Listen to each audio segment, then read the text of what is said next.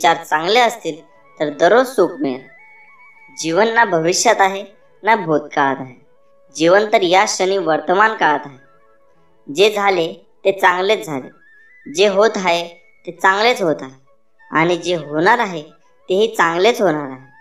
तुझं माझं छोटं मोठं असे भेद मनातून काढून टाका. मन सगळं तुमचं आहे आणि तुम्ही सर्वांचे आहात. मन अशांत आहे आणि त्याला नियंत्रित करणे कठीण आहे, पण विशिष्ट अभ्यासाने मनाला वश करता येते. मनाच्या शांतीशिवाय या जीवनात कोणतीही गोष्ट संपत्ती नाही. कोणताही माणूस जन्माने नाही तर त्याच्या कर्माने महान होतो. फळाची इच्छा न ठेवता काम करणे हेच खरे कर्म आणि ईश्वरचरणी समर्पित तोच खरा धर्म. जेव्हा माणसाच्या गरजा बदलतात तेव्हा माणसाची बोलण्याची पद्धत बदलते. शांत राहण्यापेक्षा दुसरं कोणतंच मोठं उत्तर नाही आणि माफ करण्यापेक्षा दुसरी कोणती शिक्षा नाही. सतत संशय घेणारा माणूस या जगात नाही तर कुठेच आनंदी असू शकत नाही. जर मनाला नियंत्रित केलं नाही तर तेच मन शत्रू समान काम करेल. कोणीच आपल्या कर्मापासून पळून जाऊ शकत नाही, कारण कर्माचे फळ तर भोगावेच लागते. माणूस त्याच्या विश्वासाप्रमाणे असतो. जो जसा विश्वास ठेवतो तसेच त्याचे व्यक्तिमत्व बनते. अति आनंदी असताना आणि अति दुःखी असताना कधीच निर्णय घेऊ नका, कारण या दोन्ही परिस्थितीत तुम्ही योग्य निर्णय नाही घेऊ शकत. ज्या माणसाकडे संयम असतो त्या माणसाच्या ताकदीची बरोबरी कोणाच करू शकत नाही. माणूस नेहमी त्याच्या भाग्याला दोष देतो, हे माहीत असूनही की भाग्यापेक्षा मोठं त्यांचं कर्म आहे, जे त्या फक्त त्यांच्या हातात आहे. सत्य कधीच असं सांगत नाही की मी सत्य आहे, पण खोटं नेहमी ओरडून सांगतं की मीच सत्य आहे. ज्याचा परिणाम चांगला ते चांगले कर्म असेल, नव्हे तर चांगले कर्म तेच ज्याचा उद्देश वाईट नसतो. पृथ्वीवर जसे ऋतू बदलतात तसंच माणसाच्या आयुष्यात सुख दुःख येत असतात. इंद्रिय आणि जाणीवेतून निर्माण होणारा आनंद नेहमीच दुःखाला कारणीभूत ठरतो. प्रेमाचा अर्थ आहे सेवा करणे आणि सेवा करणे म्हणजे सतत आनंदी असणे. जी गोष्ट तुम्हाला आवडत नाही ती तुम्ही दुसऱ्यांसाठी कधीच करू नका. माणसाचे हृदय पवित्र असेल तर त्यांचे प्रेम बाहेरूनही पांजरू लागते. असे आपले श्री स्वामी समर्थ आपल्याला म्हणतात की भिवू नकोस बाळा, मी कायम तुझ्या पाठीशी आहे. श्री स्वामी समर्थ. यश मिळवणं सोपं नाही.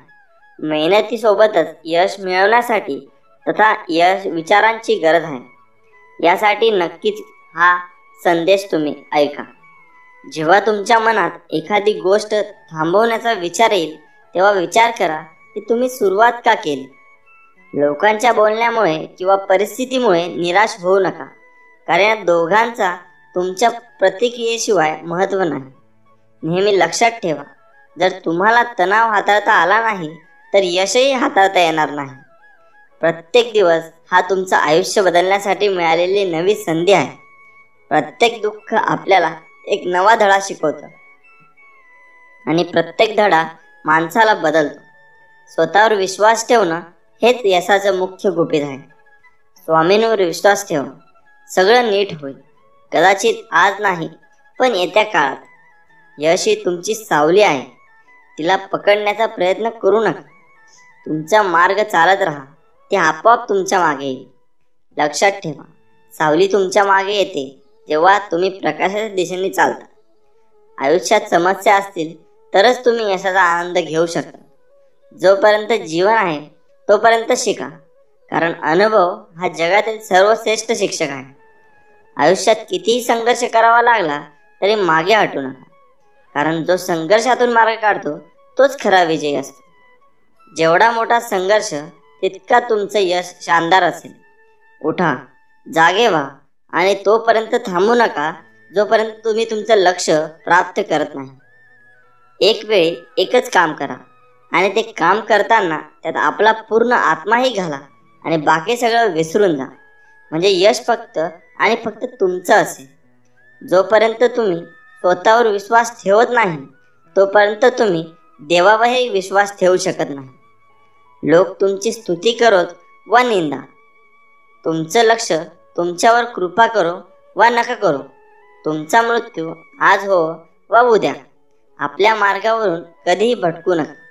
गरज संपली की विसरणारे फार असतात, गरज नसताना पण आपली आठवण काढणारे फारच कमी असतात. गेलेला काळ कधी बदलता येत नाही आणि पण येणारा काळ आपल्या हातात आहे. जास्त नाही पण एवढे नक्की यशस्वी व्हा की आपल्या आईबाबांची इच्छा पूर्ण करता येईल. जर तुम्हाला आयुष्यात काही मिळवायचं असेल तर प्रसिद्धी बदला, ध्येय नाही.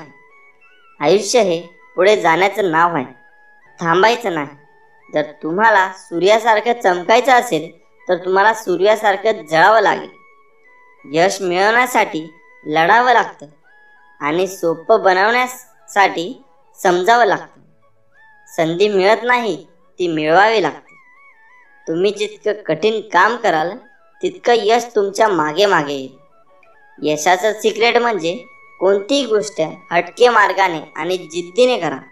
यश म्हणजे अशी एखादी गोष्ट माहीत असणे जी इतरांना माहीत नाही.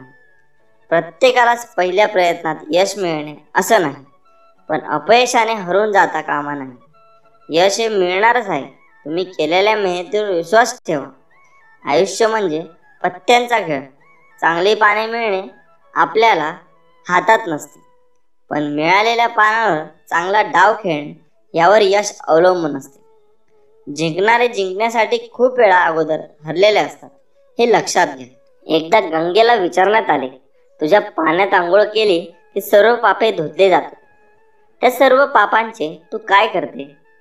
ती म्हणाली, मी समुद्रात नेऊन टाकते. समुद्राला विचारण्यात आले, तू त्या पापांचे काय करतो? समुद्र म्हणाला, मी ते ढगात नेऊन टाकतो. ढगाला विचारले, तू काय करतो त्या पापांचे? ढग म्हणाला, मी ते पावसाच्या स्वरूपात पुन्हा त्यांच्या घरावर नेऊन टाकतो. लक्षात ठेवा, कालचक्र असेच आहे. तुम्ही जे करणार तेच तुम्हाला परत मिळणार. भगवंत जसा ठेवेल तसेच राहण्याचा प्रयत्न करा. समाधानी राहा. ठेवले अनंत तैसेची, राहावे चित्ती, असू द्यावे समाधान. श्री स्वामी समर्थ. जय जय स्वामी समर्थ. अवधूत चिंतन. श्री गुरुदेव दत्त. श्री स्वामी समर्थ. मित्रांनो, खूप जणांना असा प्रश्न पडतो की आम्ही मांसाहार करतो तर आम्ही स्वामी सेवा करावी किंवा नाही. मग मांसाहार केल्यावर स्वामी सेवा किंवा इतर देवतांच्या सेवा कराव्यात की नाही? पण मांसाहार करायचं नाही म्हटलं तरी अडथळा बनून मध्ये येतो. आपल्या सर्वांच्या मनात खूप साऱ्या प्रश्नांचं वादळ निर्माण होत असे. जसे की आपण मांसाहार करतो, मग स्वामी सेवा कशी करायची? मी मांसाहार करत नाही पण घरचे करतात, तर मी स्वामी सेवा करू शकतो की नाही? मांसाहार केल्या दिवशी सेवा करावी की नाही, किंवा ती कशी करावी? अशा प्रकारचे खूप प्रश्न आपल्या मनात निर्माण होतात. त्यामुळे असे खूप सारे प्रश्न मनात असताना म्हणून सेवेत लक्ष लागणं थोडं कठीणच असते. त्यामुळे आपण आपल्या मनात चालत असलेल्या महत्त्वाच्या प्रश्नांचे उत्तर आज आपण पाहणार आहोत. आपल्या सगळ्यांना स्वामी सेवा करायची असते, पण मांसाहार या शब्दामुळे आपली बऱ्यापैकी मानसिकता नकारात्मक होते. आपल्या मनापासून वाटत असतं की स्वामी सेवा करावी आणि दुसरीकडे आपण मांसाहार करतो हा अशुद्ध भाव असल्या आपल्या मनात येतो. पण जेव्हा आपण शुद्ध शाकाहारी अन्न घेतो त्यावेळी आपल्या मनात कुठल्याही शंका येत नाही. पण जेव्हा तुम्ही मांसाहार अन्न ग्रहण करतात तेव्हा तुम्ही मानसिक दृष्ट्या स्वतःला अयोग्य समजतात आणि त्यामुळे आपल्या देवतेची, आपल्या स्वामींची सेवा करणे, भक्ती करणे अयोग्यच असते. जेव्हा घरात मांसाहार जेवण बनलेले असते तेव्हा घरातील वातावरण रोजच्या दिवसासारखा नसतो. त्या दिवसात थोडासा बदल असतो. जर तुम्ही लक्ष दिले तर ते तुम्हाला नक्की जाणवेल. त्या दिवशी घरात अशांतता वाढते, घरात वादही होतील. म्हणून मांसाहार हा स्वामी सेवेतील अडथळा होऊ शकतो. मग आता यावर उपाय काय करायचा? तर जेव्हा तुम्ही मांसाहार अन्न ग्रहण केलं असेल तेव्हाच स्वामी सेवा न केलेलीच बरी. आणि तसेही स्वामी भक्त सेवा करणारही नाहीत. पण एक गोष्ट लक्षात ठेवावी, आपला तो दिवस स्वामी सेवा विना वाया गेला असे समजावे. कारण श्री गुरुचरित्र ग्रंथात लिहिले आहे, ज्या दिवशी पुण्य घडले नाही तो दिवस गेला वाया. तया यमाशी करुणा नाही करावे पुण्य तात्काळ. या वाक्याचा अर्थ असा आहे, ज्या दिवशी आपल्याला हातून पुण्य घडणार नाही, तो दिवस वाया गेला असे समजावे. पण त्या यमाला दया नसते, त्यामुळे तात्काळ पुण्य करावे लागते. मग या मांसाहारामुळे आपला तो एक दिवस वाया गेला एवढे मात्र नक्की आहे. आता हे सगळे आपल्या मनातील विचार झाले. पण आपल्या मनालाच प्रश्न करायचा की मी स्वामींची सेवा करतो, स्वामींना आवडत असेल की मी मांसाहार केलेला, याचं उत्तर तुम्ही स्वतःच्या शोधण्याचा प्रयत्न करा. ही माहिती अनेक माध्यमांच्या आधारे एकत्रित केलेली आहे. याच कोणीही संबंध अंधश्रद्धेशी जोडू नये ही विनंती. स्वामींचे प्रेम समजण्यासाठी मन नेहमी पूर्णपणे शांत ठेवावे. जेव्हा आपले मन शांत असते तेव्हा ते खूप शक्तिशाली असते. अनंत कोटी ब्रह्मांड नायक राजाधिराज योगीराज परब्रह्म श्री सच्चिदानंद सद्गुरु अवधूत चिंतन भक्त वात्सल्य भक्ताभिमानी कलकोट निवासी श्री स्वामी समर्थ महाराज की. मित्रांनो, भेऊ नकोस, मी तुझ्या पाठीशी आहे. हे वाक्य वाचलं आणि ऐकलं तरी स्वामी समर्थांची मूर्ती डोळ्यासमोर उभी राहते. श्री दत्तगुरूंचा अवतार मानण्यात येणाऱ्या स्वामी समर्थांचे अनेक भक्त आहेत. कर्म करत राहायचे, त्याचे फळ कधी ना कधी तरी मिळतेच हे मनात स्वामींची भक्ती करण्यात लीन होणारे भक्त नेहमीच संकटातून तरतात असा विश्वास भक्तांना आहे. कितीही संकट आली तरी स्वामींचे नामस्मरण केल्यानंतर आणि स्वामींनी सांगितलेले जीवनाचे सार लक्षात घेऊन वागल्याने नक्कीच जीवनाचे सार्थक होते. स्वामी समर्थांची अगाध महिमा आणि त्यांच्या अवतारामध्ये त्यांनी केलेली कार्य हे अफाट आहे. रोजच्या जगण्यात आपण कसेही जगतो, पण आपल्या आयुष्यात काय बरोबर आहे आणि काय चूक आहे या गोष्टी आपण ठरवणे अत्यंत गरजेचे आहे. श्रीमंतीचा गर्व नको, स्वाभिमानाने जगावे, मीपणा सोडा, सर्वांशी प्रेमाने वागा, मन परमेश्वराच्या चिंतनात गुंतवा, थोरा मोठ्यांचा आदर करा, कर्मावर आणि स्वामींवर विश्वास ठेवा. कितीही संकटे आली तरी तुम्ही त्यातून बाहेर या. हातावरील रेषेत दडलेले भविष्य पाहू नका, तर त्याच हाताने प्रामाणिकपणे काम आणि मुखात स्वामी नाम राहू द्या. एखादी भेट तेव्हा शुद्ध असते तेव्हा ती शुद्ध मनाने चांगल्या व्यक्तीला योग्य वेळी आणि योग्य ठिकाणी निस्वार्थपणे दिली जाते.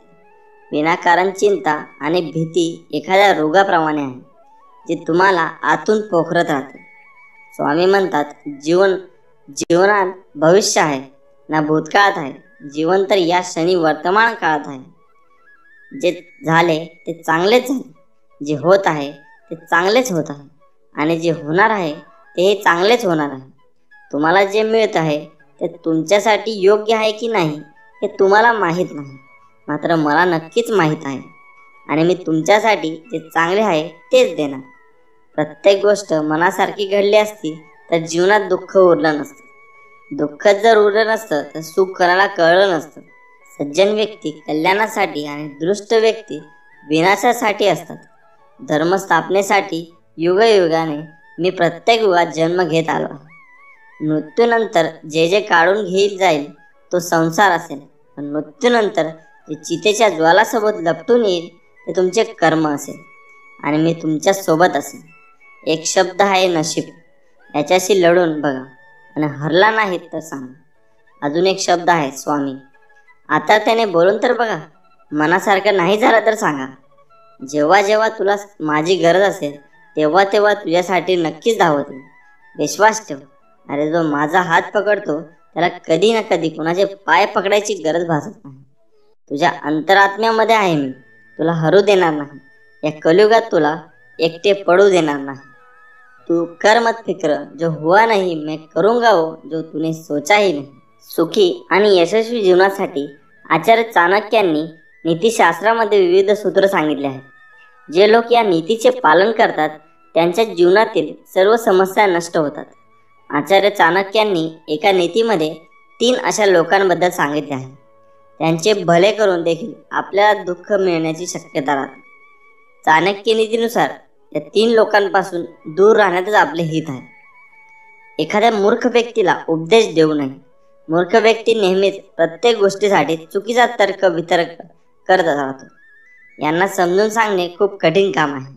एखादा श्रेष्ठ व्यक्ती सुद्धा एखाद्या मूर्खाला विद्वान बनवू शकत नाही. यामुळे मूर्ख लोकांसमोर ज्ञानाच्या गोष्टी करू नये. अन्यथा आपल्यालाच मानसिक तणावाला सामोरे जावे लागते. वाईट स्वभावाची स्त्री. जर एखादी स्त्री वाईट स्वभावाची असेल आणि तिला फक्त पैशांचा मोह असेल तर पुरुषाने अशा स्त्रीपासून दूरच राहावे. समजूतदार पुरुष तोच आहे जो अधार्मिक स्त्रीपासून दूर राहतो. धर्माच्या मार्गावरून भटकलेल्या स्त्रीचे भरण पोषण केल्यानेही यश प्राप्त होत नाही. वाईट स्वभावाच्या स्त्री संपर्कात राहिल्यास कुटुंब आणि समाजात अपयशाची प्राप्ती होते. विनाकारण दुःखी व्यक्ती. जे लोक विनाकारण दुःखी राहतात ते नेहमी देवाला दोष देत राहतात. आहे त्या सुख सुविधांमध्ये संतुष्ट राहत नाही. इतरांचे सुख पाहू शकत नाही. अशा लोकांपासून नेहमी दूरच राहण्यामध्ये शहाणपण आहे. हे लोक नेहमी दुःखी राहतात आणि जो या व्यक्तींच्या संपर्कात येतो त्यालाही या व्यक्ती सांगून सांगून दुःखी करतात. त्यामुळं स्वामी आपल्याला म्हणतात की भेऊ नकोस बाळा, मी तुझ्या पाठीशी आहे. तू तुझं कर्म करत राहा, मी सदैव तुझ्या पाठीशी राहीन. सुखी आनंदी जीवनासाठी गीतेतील हे 5 उपदेश अत्यंत उपयुक्त. 1. कर्म हाच अधिकार. 2. कोणाचाही द्वेष करू नका. 3. कर्म करणे अत्यावश्यक. 4. संयम आणि नियंत्रण आवश्यक. 5. श्रद्धा, सबुरी, विश्वास ठेवा. मित्रांनो, हजारो वर्षे लोटली तरी गीता ज्ञानाची उत्सुकता, महत्त्व कमी होताना दिसत नाही. कलियुगातही गीता तितकीच महत्त्वाची असल्याचे दिसून येते. सुखी आणि आनंदी जीवनासाठी नक्की गीता वाचावी. मित्रांनो, गीता वाचत जावी तसे अर्जुनाने जागा नकळत आपण घेतो आणि आपल्याला सतावणाऱ्या बऱ्याच प्रश्नांवर भगवान श्रीकृष्ण मार्गदर्शन करत असतात. तुमच्या जीवनात तुम्हाला कुठला तरी विचार सतावत असेल, कोणते उत्तर मिळत नसेल, आयुष्यातील कुठले कोडे सुटत नसेल तर नक्की गीता वाचून तुमचे सर्व प्रश्न सुटेल आणि तुम्ही स्वतःला अर्जुनाच्या जागी समजलं आणि नकळत भगवंताकडून तुम्हाला तुमचे उत्तर मिळेलच. आणि आपण देखील त्याच अर्जुनाप्रमाणे आपल्या कुरुक्षेत्रावर आपले अपेक्षित कर्तव्य आपण लढा देणे करता पूर्ण उत्साहाने तयार होऊ. गीतेमध्ये काही उपदेश अत्यंत उपयुक्त असल्याचे म्हटले जाते. नेमके काय म्हटले गीतेत जाणून घेऊया. चला तर मग. सगळ्यात पहिले म्हटलंय कर्म हाच अधिकार. तुझा अधिकार केवळ कर्म करण्याचा आहे, त्याच्या फळांवर नाही. म्हणून तुझा कर्म करण्याचा उद्देश फळप्राप्ती हा नको. कर्म न करण्यामध्येही तुझी आसक्ती नको. याचा अर्थ असा की मनुष्याने भविष्याची चिंता सोडून केवळ वर्तमानातील आपल्या कर्मांवर लक्ष केंद्रित करावे. वर्तमानात मेहनत, परिश्रम घेतले तरच भविष्यात फलप्राप्ती होईल. म्हणजेच आता काम केल्यास भविष्यात सुखी, समाधानी, आनंदी जीवन जगता येणे शक्य होऊ शकते असे सांगितले जाते. कोणाचाही द्वेष करू नका. भगवंत म्हणतात, असा मनुष्य जो कधी अत्यानंदित होत नाही, द्वेष करत नाही, शोक करत नाही आणि जो कधी कामना करत नाही, तसेच शुभ आणि अशुभ संपूर्ण कर्माचा त्याग करतो, तोच भक्तियुक्त भक्त मला अतिप्रिय आहे. याचा अर्थ असा की एखादे कार्य मनाप्रमाणे पार पडल्यानंतर अति आनंदित होता कामा नये. अशाने चूक होण्याची शक्यता अधिक असते. तसेच आपले कार्य यशस्वी ठरले म्हणून कोणाचा द्वेष आणि ईर्ष्याही करू नये. मानसिक शांतता आणि प्रसन्नता ठेवण्यास याचा उपयोग होऊ शकतो. कर्म करणे अत्यावश्यक. निसंदेह कोणताही मनुष्य कोणत्याही काळात कर्म केल्याशिवाय क्षणभरही राहू शकत नाही. कारण मनुष्य नैसर्गिक गुणामुळे कर्म करत राहण्यास बाध्य आहे. त्याचाच अर्थ असा की पृथ्वीवर जन्म घेतल्यानंतर मनुष्य कोणते ना कोणते कार्य करण्यासाठी बांधील आहे. प्रत्येक व्यक्तीचे काहीतरी वैशिष्ट्य, वेगळेपण असते. आपल्यातील प्रतिभा ओळखून कार्य करत राहणे उपयुक्त ठरते. आवडीच्या कामाचा आनंद मिळतो आणि यश व प्रगतीचे मार्ग प्रशस्तही होऊ शकतात. पर्यायाने सुख आणि आनंदाची अनुभूती मनुष्य घेऊ शकतो. संयम आणि नियंत्रण आवश्यक. मनुष्य हा वरवर इंद्रियांवर नियंत्रण मिळवल्यासारखे भासवत असतो, मात्र मनातून तो त्यांचेच चिंतन करत असतो व त्याविषयी विचार करतो, तो डांबिक मानला जातो. याचा अर्थ असा की दिखाऊपणा करणारा व्यक्ती असत्यवसनी आणि कपटी असल्याचे म्हटले जाते. खऱ्या अर्थाने इंद्रियांवर नियंत्रण मिळवण्याची कला अवगत करता आली पाहिजे. इंद्रियांवर नियंत्रण म्हणजे अपेक्षा, आशा, इच्छा, आसक्ती यांच्यावर नियंत्रण मिळवणे होय. असे केल्याने समाधान, खऱ्या निखळ आनंदाची अनुभूती घेणे शक्य होऊ शकते. श्रद्धा, सबुरी, विश्वास ठेवा. जो मनुष्य माझ्या परमेश्वर स्वरूपाचे आणि योगशक्तीचे तत्व जाणतो तो निश्चल भक्तियोग युक्त होतो, यात कोणतीही शंका नाही. याचाच अर्थ असा की जो मनुष्य ईश्वरी शक्तीचा मनापासून स्वीकार करतो आणि परमात्म्यावर संपूर्ण श्रद्धा ठेवतो, भगवंत त्याचे कधीही वाईट होऊ देत नाही. श्री स्वामी समर्थ. जय जय स्वामी समर्थ. माणूस एकटाच जन्माला येतो आणि एकटाच मरतो.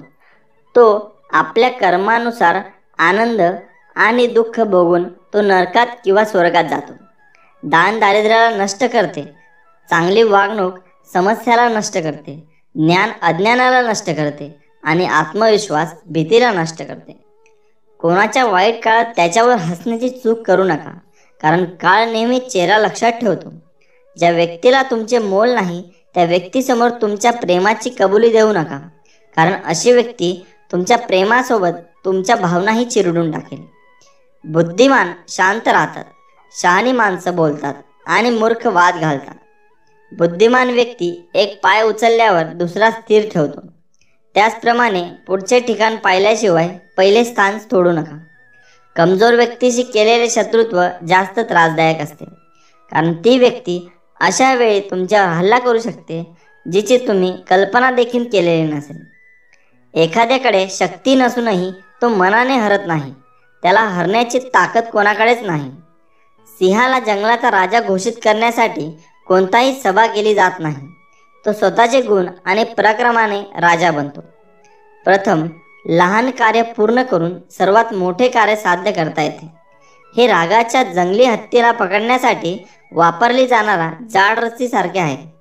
जुन्या आठवणीमध्ये विसरून जाऊ नका.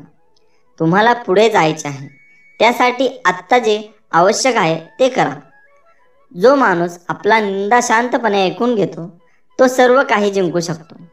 जे लोक इतरांना आपले गुपित सांगतात त्यांची नेहमी फसवणूक होते. सोन्याचे 4 प्रकारे परीक्षण केले जाते: उजळणे, तोडणे, गरम करणे आणि मारणे.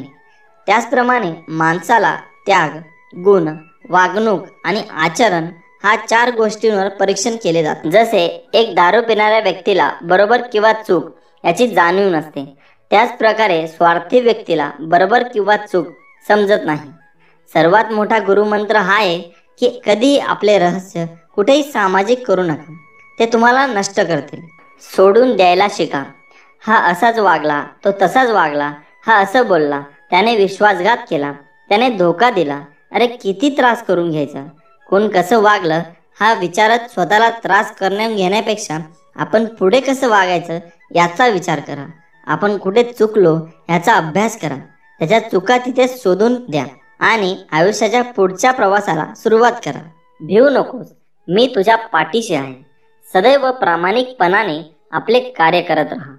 अरे बाळा, उदास असशील तर माझे नाव घे, दुःख असशील तर माझे ध्यान घे, मार्ग भेटत नसेल तर माझे विचार घे, एवढ्याने देखील समाधानी नसशील तर अक्कलकोटाची वाट घे. तुझ्या अंतरात्म्यात आहे मी, तुला हरू देणार नाही. या कलियुगात तुला एकटे देखील सोडणार नाही. जी झुंज तू खेळतो आहे मनाशी, त्यात तुला मार्ग दाखवत राहणार मी. सुखात हवे आहे असा अट्टहास करू नकोस, कारण प्रत्येक परिस्थितीत सुख लपलेलं आहे. जसे दुधात दही लपलेले असते तसे तुझ्या कर्माच्या रवीने घुसळून लपलेले सुख बाहेर येईल.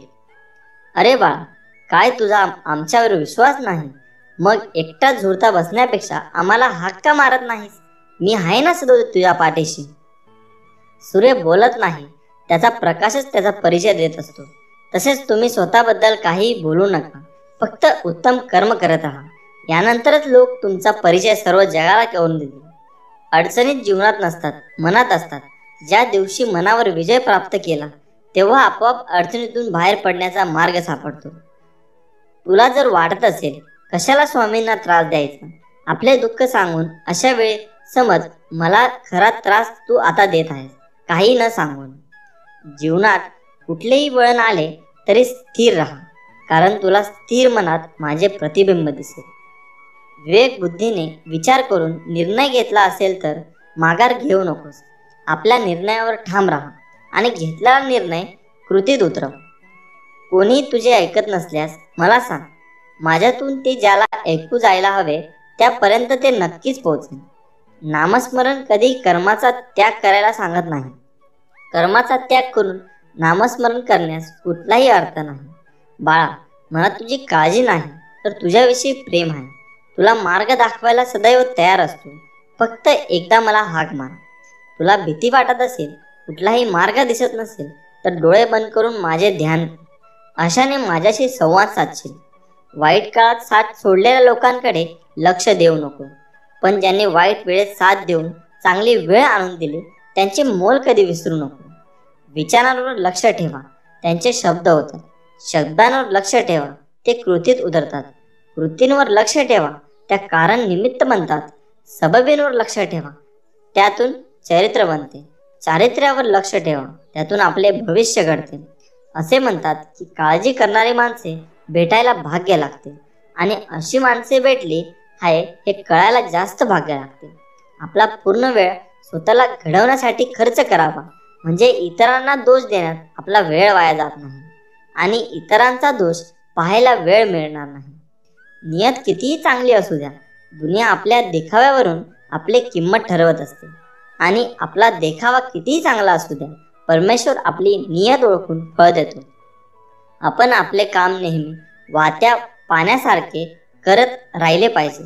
त्यात प्रामाणिकपणा असेल तर त्या वाहत्या पाण्यामुळे जो काही वाईट तथा कचरा असेल तो आपोआप किनाऱ्याला लागेल. ध्येय साधणे कितीही कठीण असो, जर मनात आत्मविश्वास असेल तर अशक्य काहीच नाही. जे कर्मच करत नाही तेच कायम नशिबाला दोष देत राहतात. त्यांच्याकडे तक्रारीचा कायम ढीग असतो. हातावरील रेषा मध्ये दडलेलं भविष्य पाहू नका. त्याच हाताने प्रामाणिकपणे काम करा आणि स्वामींचे मुखात नाम असू द्या. तुम्हाला कोणत्याही ज्योतिषाकडे जाण्याची गरज भासणार नाही. तू कर्म करत राहा, फळाची अपेक्षा न करता. अरे, कर्म करणे हे तुझे कर्तव्य आहे आणि तुझ्या कर्माला योग्य ते फळ देणे ही माझी जबाबदारी आहे.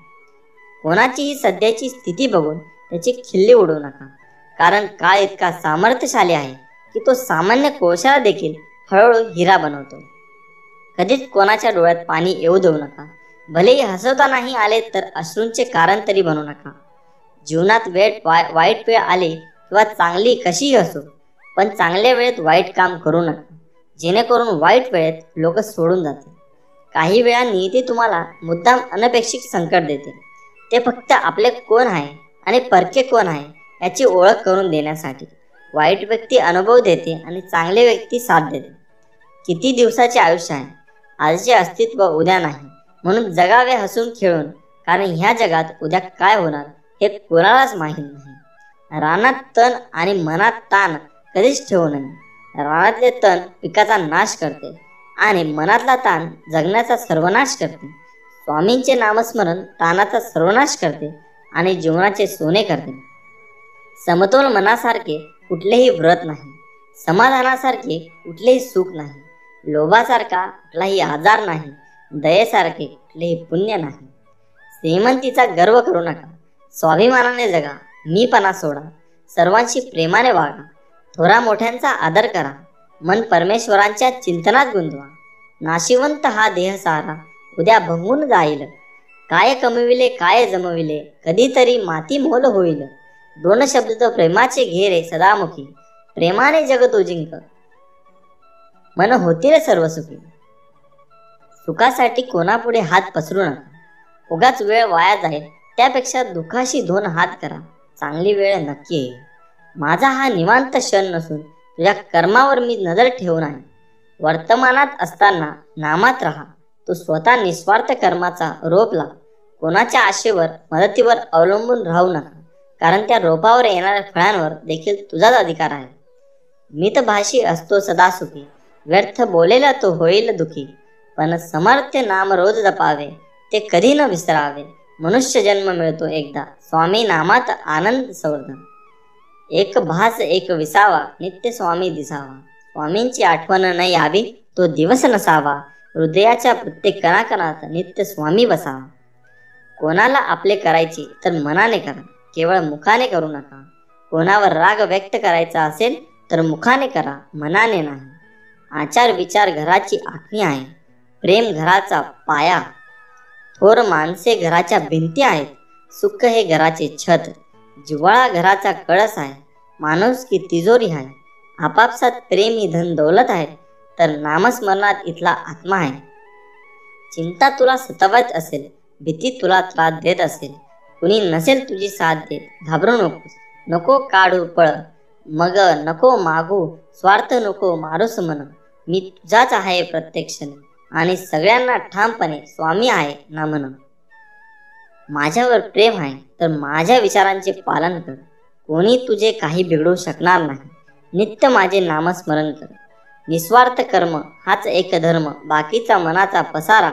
कर्म करता करता नाम घ्यायचा, मन ना उरे पण नाही पसारा. दुसऱ्यांच्या ताटातले हिसकावून घेण्यात शान नाही, तर आपल्या ताटातले दुसऱ्यांना देण्यात हाय खरे समाधान. ही नियती आहे की हिसकावून खाणारा सुखी होत नाही आणि वाटून खाणारा कधी दुःखी होत नाही. मी माझ्या भक्तांना पाठबळ नेहमी देत असतो. ज्यांनी मला जाणले त्यांना हे कळले, आणि ज्यांनी नाही कळले त्यांनी मला आज आपणूनच गमावले. अतिउच्च शिखराकडे पोहोच, पण जगाने तुझ्याकडे पाहावे म्हणून नाही, तर तुला जगाकडे नीट पाहता यावे म्हणून. माझे निष्पाप भक्त आणि ही भिन्न नाही, म्हणून अक्कलकोट माझ्या भक्तांचे हृदय आणि त्यांचे हृदय माझ्या शाश्वत धाम. माझे सच्चे भक्त कोणाला दुखावत नाही, कारण त्यांना माहीत आहे की समोर स्वामीच आहेत. जे साधक अविश्वास दाखवत नाही आणि माझ्यावर निस्वार्थ निस्सीम प्रेम करतात, खऱ्या अर्थाने मी त्यांच्या मागे पुढे चालत असतो. भक्तांच्या हाकेचा आधी मी तयार असतो, पण त्यांचा विश्वासाने मी हाकेला धावतो, म्हणून मी त्यांच्या हाकेची वाट बघत असतो. भक्त जरी मला स्वामी म्हणत असले तरी खऱ्या अर्थाने ते स्वामी आहेत, कारण त्यांच्या स्वामध्ये मीच आहे. तुम्हाला वाटते तेवढे जीवन कठीण नाही. तुमच्या निस्वार्थ धर्म कर्तव्याने हे सहज शक्य आहे. नुसते स्वामी स्वामी म्हणता तरुण जाशील, मोह माया सारे विसरून जाशील. या जगाशी तुझे काही देणं घेणं नाही, म्हणशील तर संसार तुझा, नाही तर स्वामी तुझा.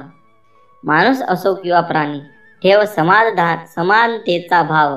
एवढं लक्षात ठेव, तेही स्वामी आहेत एवढे जाणा.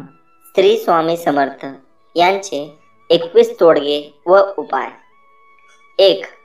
गोरा चणाचा टिळा लावणे किंवा हळद, केसर यांचा टिळा लावण्यामुळे श्रीमंती येते. 2. गोरा चणाचा टिळा लावण्यासाठी सोमवारपासून सुरुवात करावी. नंबर 3. छोटीशी वाटी घेऊन त्यात थोडी हळद कुंकू घेऊन त्यात अल्पेसे सोने टाकावे. रोज सकाळी उठल्यानंतर जी नाडी चालू असेल त्या हाताने कुंकू वाहून, त्यानंतर श्वास ओढून पुनर्गाच्या हाताने अंगठा व अनामिकेच्या सहाय्याने आपणास त्या दिवशी हवी असलेली रक्कम मिळावी अशी प्रार्थना करावी. नंतर सोने उचलून कपाळी लावावे व हवी असलेली रक्कम मागावी. 4. वायव्य दिशेला राधाकृष्ण लक्ष्मीचा फोटो लावावा. 5. घरातील सर्व देवांना हळद कुंडाची माळ घालणे. 6. रोख रक्कम हातात पडली की ती घरी आणून देवापुढे ठेवावी. कुठल्याही परिस्थितीत त्यातील 1 रुपयाही खर्च करू नये. दुसऱ्या दिवसापासून खर्च करायला सुरुवात करावी. 7. व्यापाऱ्यांनी वापरावयाच्या पैशांचा पाऊस किंवा पिशवी शक्यतो हिरव्या रंगाची वापरावी.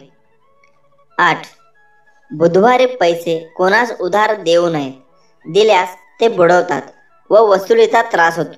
गुरुवारी पैसे देणे चांगले.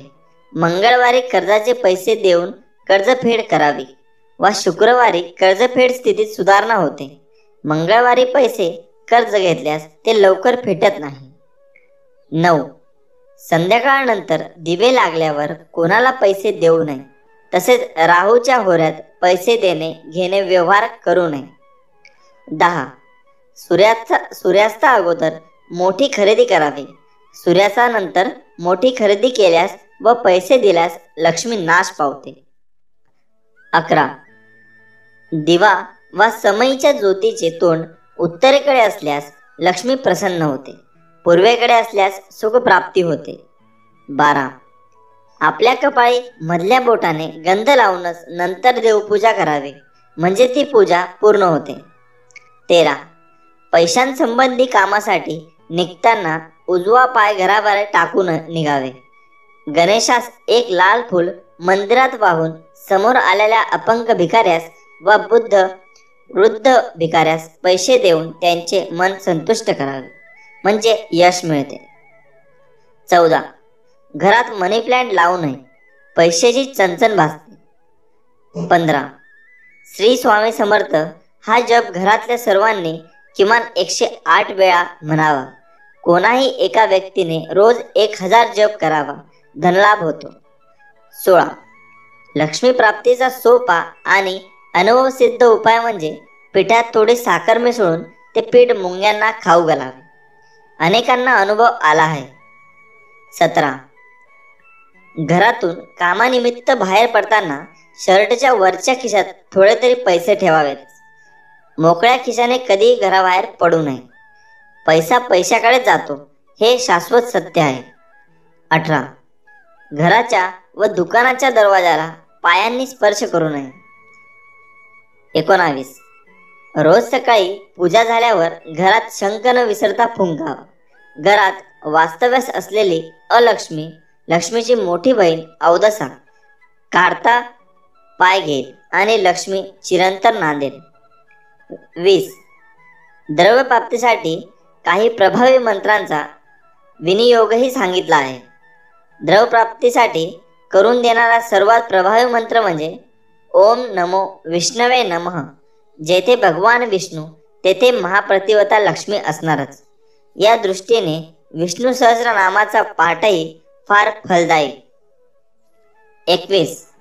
जो मळकट कपडे घालतो, दात स्वच्छ घासत नाही, जास्त जेवतो, कठोर बोलतो आणि सूर्योदयी अथवा सूर्यास्तासमयी झोपतो, तो साक्षात विष्णू असला तरी लक्ष्मी त्याला सोडून निघून जाईल.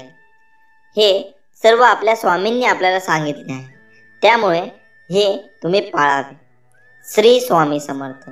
जय जय स्वामी समर्थ. मित्रांनो, तुम्हालाही रोज 3 ते 5 दरम्यान जाग येते, मग हे अवश्य ऐका.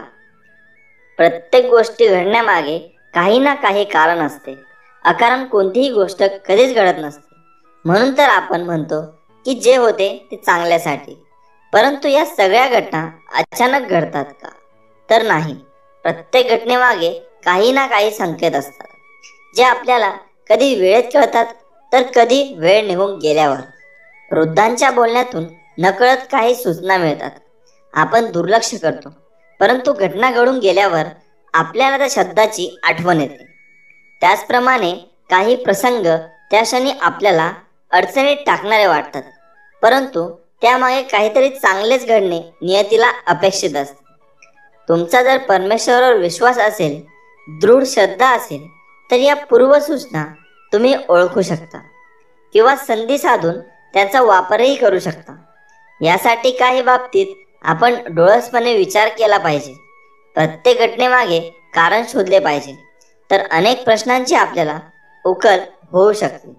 जसे की रोज पहाटे 3 ते 5 दरम्यान जाग येणे, झोपेतून जाग येणे यात कदाचित काही विशेषही नसेलही, परंतु रोज ठराविक वेळेतच जाग येणे, तेही पहाटे, हा ईश्वरी संकेत आहे असे समजावे.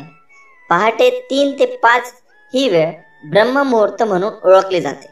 या वेळेत उठल्यामुळे अनेक फायदे होतात, हे आपण सगळे जाणतो. परंतु अनेकांना ठरूनही या वेळी जाग येत नाही. अलार्म बंद करून ते झोपी जातात.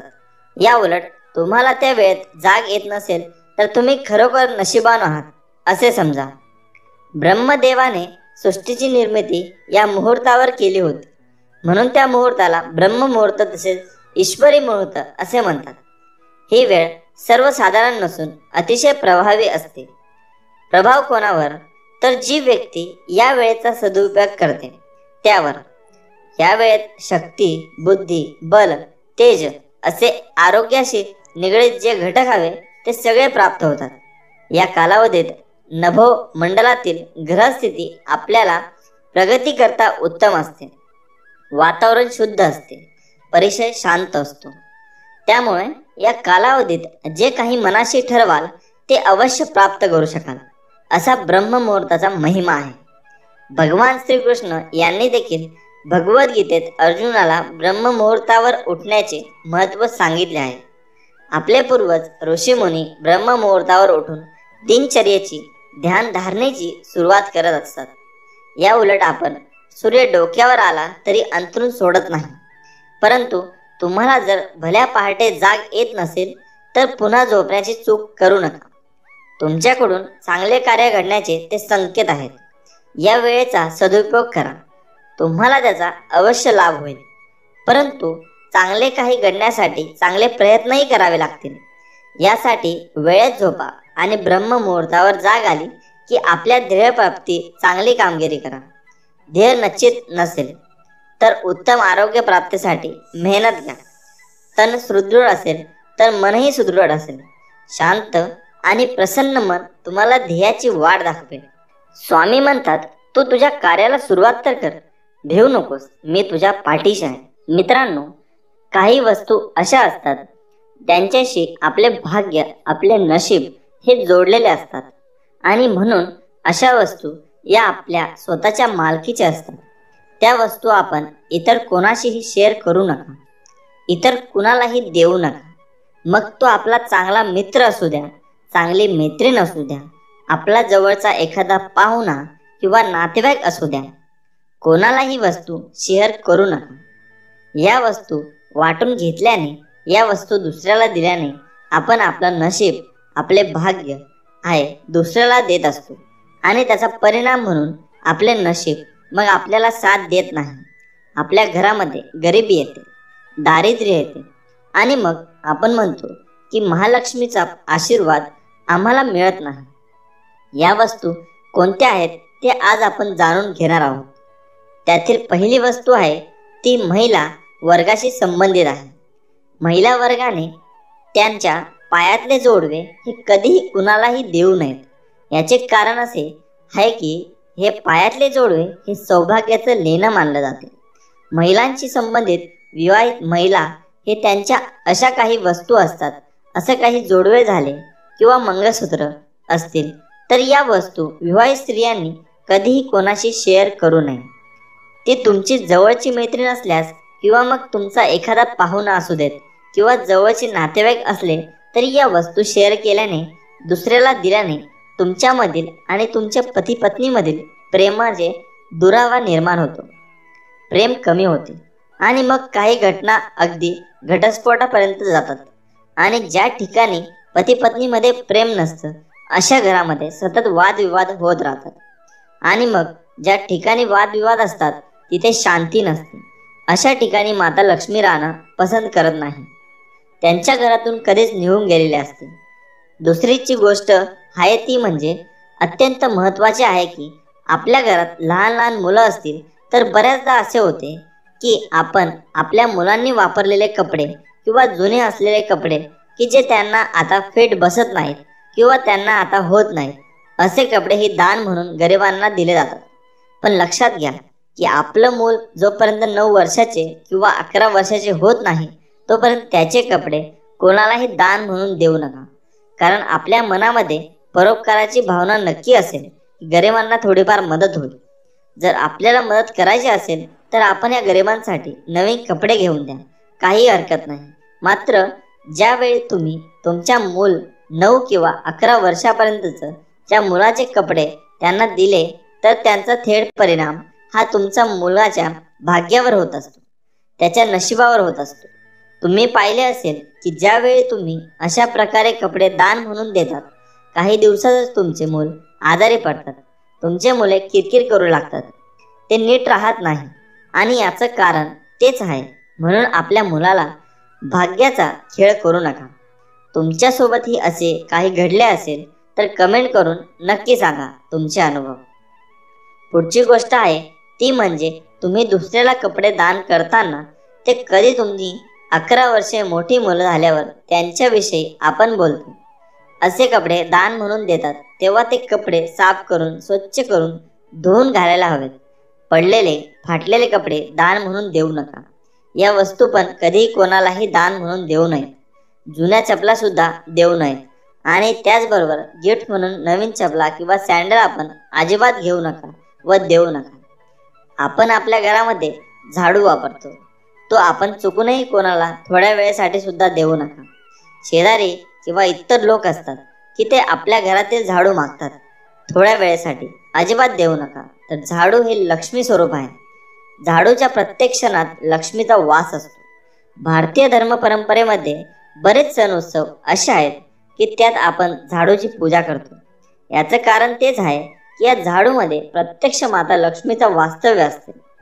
जर तुम्हाला झाडू दान द्यायचे असेल तर लक्षात घ्या, आपण मंदिरामध्ये द्यायचा असतो.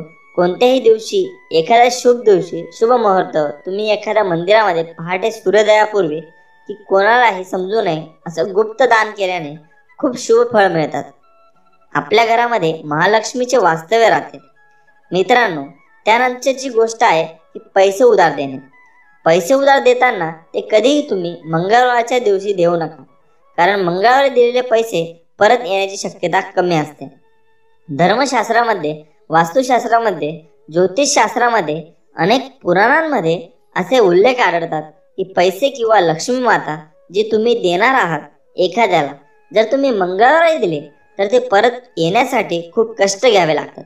खूप प्रयत्न करूनही खूप उशिरा ते पैसे परत मिळतात. आणि म्हणून मंगळवारी पैसे कधीही कोणाला देऊ नका व घेऊ नका. काही लहान सहान गोष्टी म्हणजे टोपी आहे. ते आपल्या कपाळावरती आपलं त्यांच्याशी भाग्य निगडीत असते आणि अशा वेळी आपण एकमेकांना टोपी देत असतो.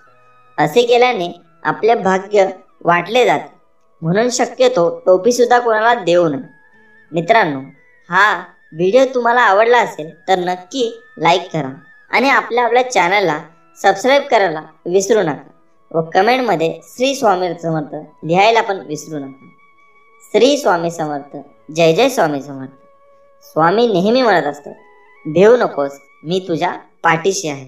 आणि मित्रांनो, आपल्या घरी पैसे येण्यासाठी करा मिठाचा फक्त हा एक उपाय. पैसे आपल्याकडे आपोआप चालता येते. माता लक्ष्मी आपल्यावर प्रसन्न होईल व माता लक्ष्मी सदैव आपल्या हातात वास करते, जेणेकरून आपल्याला पैशाची कमतरता कधी भासणार नाही. मित्रांनो, सर्वप्रथम सकाळी उठल्यावर आपल्या घराच्या मुख्य दरवाजावर दररोज दोन्ही बाजूला थोडे थोडे पाणी शिंपडावे. आणि मित्रांनो, हे काम आपल्याला सर्वात आधी करायचे आहे. हा उपाय करत असताना या उपायाबद्दल कोणालाही कळून देऊ नये, म्हणजेच कोणालाही सांगू नका. हे काम तुम्हाला गुपचूप करायचे आहे. तर हा उपाय आहे असा की मित्रांनो, घरातील फरशी पुरत असताना जी बादली किंवा जे भांडे घेतात त्यात पाणी घेतल्यानंतर त्या पाण्यात आपल्याला थोडेसे मीठ टाकायचे आहे. ते तुम्ही फरशी पुरत असताना दररोज करा, परंतु एक दिवस सोडून, तो म्हणजे गुरुवार. होय मित्रांनो, गुरुवारचा दिवस सोडून बाकी सर्व दिवस तुम्ही हा उपाय करा. असे केल्याने आपण बृहस्पती मजबूत होतो. आणि एक म्हणजे तुम्ही तुमच्या दररोज आंघोळ करतात असताना त्या आंघोळीच्या पाण्यात देखील तुम्ही थोडेसे मीठ टाकायचे आहे. हा उपाय तुम्ही आठवड्यातून एकदा केला तरी चालेल. हे केल्याने तुमचे ग्रह मजबूत होतात. मित्रांनो, आपण सकाळी पाहतो की खूप लोक सकाळी दात घासताना इकडे तिकडे फिरत असतात, पण हे खूप चुकीची गोष्ट आहे. आपण आपले दात स्वतःच करत असताना, म्हणजे ब्रश करत असताना एका जागीच उभे राहून करायचे आहे किंवा बसून करावे. मित्रांनो, आपल्या घरातील झाडू हा लक्ष्मीचे प्रतीक मानले जाते आणि हा झाडू बाहेरच्या व्यक्तीला कोणाला दिसणार नाही अशा ठिकाणी ठेवावा. आणि जर तुम्हाला एखादा झाडू खरेदी करायचा असेल तर तो फक्त शनिवारच्या दिवशी खरेदी करावा, ते शुभ असते. मित्रांनो, जर तुमच्या घरासमोर एखादी गाय आली असेल तर तिला एखादी चपाती किंवा भाकरी जे पण केली असेल घरात ती नक्की खायला घाला. त्यामुळे तुम्हाला पुण्य नक्कीच लाभेल.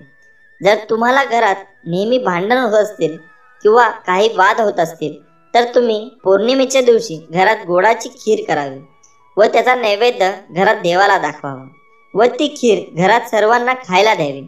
त्यामुळे घरातील सर्वांचे वाद मिटतील व घरात पुन्हा नात्यामध्ये गोडवा निर्माण होईल. मित्रांनो, सकाळी उठल्या उठल्या सर्वप्रथम न चुकता सूर्यदेवतेला नमस्कार करावा व दारासमोर एक स्वस्तिक देखील नक्की काढावा. मित्रांनो, हे सगळे उपाय तुमच्या दररोजच्या जीवनात आचरणात आणा आणि तुम्हाला नक्की फरक जाणवेल. तुमच्यावरती नक्की लक्ष्मी माता प्रसन्न होईल व आपल्याला पैशाची कमी कधी भासणार नाही. व श्री स्वामी समर्थ आपल्या पाठीमागे नक्कीच आहे, कारण ते म्हणतात, भेऊ नकोस, मी तुझ्या पाठीशी आहे. श्री स्वामी समर्थ. जय जय स्वामी समर्थ.